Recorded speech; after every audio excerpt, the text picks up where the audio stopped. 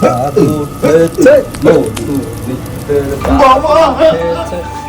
বাবা ব্যবসা তো চলে না বাবা।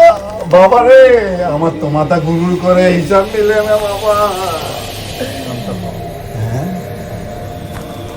বাবা, বাবা ওরে পানি পড়া দেন। পানি খাইলে ওর মাথাও চলবে, হিসাবও চলবে।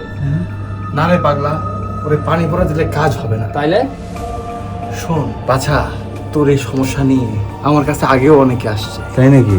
হ্যাঁ, তারপর আমি অনেক সাধনা করে খোঁজ পেয়েছি। ওস্তাদ, এই যে আমার পজ, আমার বস হ্যাঁ?